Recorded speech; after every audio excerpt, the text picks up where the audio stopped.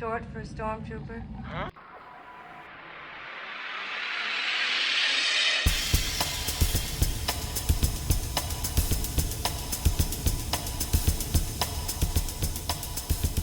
As we're starting to get closer to The Last Jedi, more small pieces of information are slowly being released to us. And one of these very interesting bits was something about the brand new Super Star Destroyer in this film.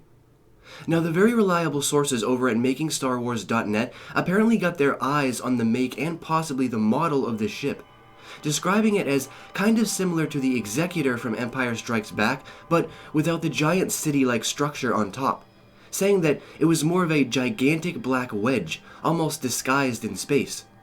Well, I've started to notice some similarities between the description of this and another ship from the world of Legends, the Star Destroyer Eclipse. In Legends, the Star Destroyer Eclipse was actually the first Eclipse dreadnought ever constructed.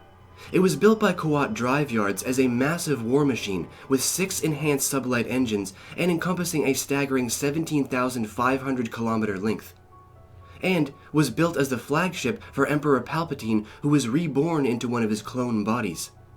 The ship was equipped with an arsenal of superweapons, including its own gravity well projectors and an axial super laser which was powerful enough to crack the surface of an entire planet.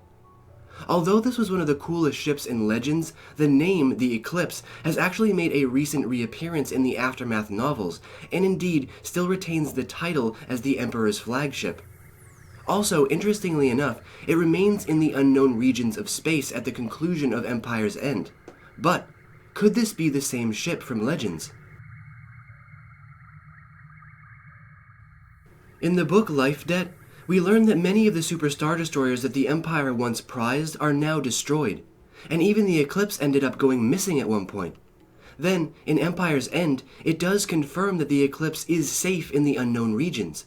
However, the way it is described in the book is somewhat different than the Eclipse in Legends. Yet, it could mean that the concept of this ship, and certainly the name itself, could carry over. After all, the recent descriptions of this new Super Star Destroyer are somewhat vague, so they could be describing only a piece of the ship, or another ship entirely. Rumors aren't much to go on, but information is, and if this Eclipse-class destroyer survived, who's to say that the First Order hasn't taken it over? The Battle of Jakku was a major event, a battle that literally ended the Empire. But the powers that be, like the Shadow Council, ensured the Empire's survival by keeping remnants alive to one day rebuild it again. No doubt, a major part of their arsenal were the ships themselves, and my guess is that a select few, especially the Super Star Destroyers, were saved and placed in safekeeping until after the Battle of Jakku. Snoke has been rumored to be in a mobile command station of some kind, and what better a place than the Emperor's old flagship, the Eclipse? Not only is it a perfect secure hiding place, but its weapons systems would be unmatched, its presence would be unnerving, and not to mention, it could also be a fantastic setting for some serious action in Episode 8.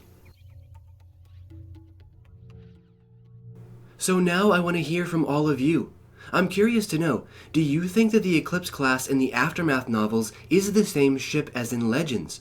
Or do you simply think that they are carrying over the name with some slight modifications, but basically the same idea? I think it would be an incredible piece of history, mythology, and nostalgia to see something like this brought to life on screen. But again, these are just my thoughts. Leave all of your opinions down below in the Great White Void. And as always, until next we meet, stay in a galaxy far, far away.